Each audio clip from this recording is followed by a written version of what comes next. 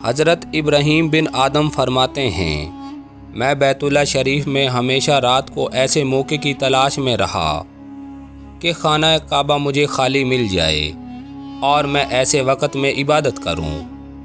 ایک رات جب بارش ہو رہی تھی، خانہ کعبہ میں صرف میں ہی طواف کر رہا تھا۔ میں نے موقع غنیمت جان کر کعبہ کے حلقے یعنی باب کعبہ میں ہاتھ ڈالا اور گناہوں کی پاکی اور مغفرت کی طلب کی، اور اس وقت غیب سے آواز آئی کہ تمام مخلوق مجھ سے یہی چاہتی ہے۔ یہ سن کر میں نے کہا، یا اللہ آپ صرف میرے ہی گناہوں کو بخش دیں۔ پھر آواز آئی، اے بندے، تم دوسری ساری مخلوق کے متعلق ہمارے ساتھ گفتگو کرو، یعنی اپنے علاوہ دوسروں کے متعلق دعا کرو، لیکن اپنے لیے کوئی بات نہ کرو، کیونکہ تمہارے متعلق دوسروں کا کہنا دعا کرنا زیادہ فائدہ مند ہے۔ اللہ پاک سب کی دعائیں قبول فرماتے ہیں، لیکن اس کا بدلہ کبھی فوراً مل جاتا ہے، کبھی تاخیر سے ملتا ہے۔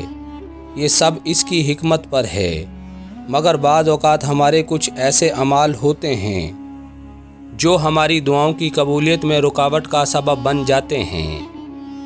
نبی کریم صلی اللہ علیہ وآلہ وسلم نے فرمایا، پیٹھ پیچھے مسلمان بھائی کی دعا قبول ہوتی ہے، اس کے پاس ایک فرشتہ دعا کرنے والے کے سر کے قریب مقرر ہوتا ہے۔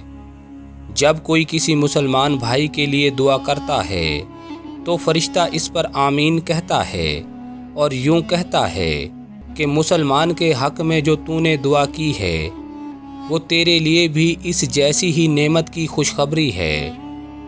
نبی کریم صلی اللہ علیہ وآلہ وسلم نے فرمایا، اللہ تعالیٰ فرماتے ہیں، میں پہلے تجھ سے شروع کروں گا، جو دعائیں دوسروں کے لیے مانگ رہے ہو وہ سب دعائیں میں پہلے تمہارے حق میں قبول کروں گا، پہلے تمہیں دوں گا، پہلے تمہیں عطا کروں گا۔ سب سے زیادہ قبول ہونے والی دعائیں کون سی ہیں؟ نبی کریم صلی اللہ علیہ وآلہ وسلم نے فرمایا، 5 دعائیں ضرور قبول کی جاتی ہیں۔ پہلے نمبر پر مظلوم کی دعا، دوسرے نمبر پر حاجی کی دعا، تیسرے نمبر پر مریض کی دعا، چوتھے نمبر پر مجاہد کی دعا، اور 5ویں نمبر پر ایک مسلمان بھائی کی دعا جو دوسرے مسلمان بھائی کے لیے اس کے پیٹھ پیچھے کرتا ہے۔ حضرت علی رضی اللہ تعالیٰ عنہ فرماتے ہیں، صرف 2 ہی لوگ مقدر والے ہوتے ہیں، ایک وہ جنہیں وفادار دوست ملتا ہے، اور دوسرا وہ جس کے ساتھ ماں کی دعائیں ہوتی ہیں۔ حضرت علی رضی اللہ تعالیٰ عنہ فرماتے ہیں، جب تم بغیر کسی وجہ کے خوشی محسوس کرو تو یقین کر لو کوئی نہ کوئی آپ کے لیے دعا ضرور کر رہا ہے، جس کی وجہ سے تم خود میں خوشی محسوس کر رہے ہو اور تم بہت زیادہ خوش ہو رہے ہو۔ ایسا آپ کے ساتھ بھی لازمی ہوتا ہوگا۔ جب آپ بغیر کسی وجہ کے خوش ہو رہے ہوتے ہیں، لوگ آپ سے پوچھ رہے ہوتے ہیں کہ خیریت تو ہے، آج بہت خوش نظر آ رہے ہیں۔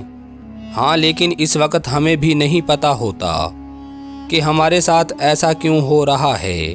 اس کے پیچھے وجہ یہی ہوتی ہے کہ کوئی آپ کے لیے بہت زیادہ دعا کر رہا ہوتا ہے کہ اسی دعا کے نتیجے میں آپ کے چہرے پر خوشی کے لمحات ظاہر ہو رہے ہوتے ہیں۔ وہ دعا آپ کی ماں کی ہو سکتی ہے، وہ دعا آپ کے دوست کی ہو سکتی ہے، اور وہ دعا آپ کے کسی قریبی شخص کی ہو سکتی ہے جو آپ کے لیے دعا کر رہا ہوتا ہے۔ جب ہم کسی کے لیے دعا کریں گے تو سب سے پہلے وہ ہمارے حق میں قبول ہوگی، بعد میں دوسروں کے لیے قبول ہوگی۔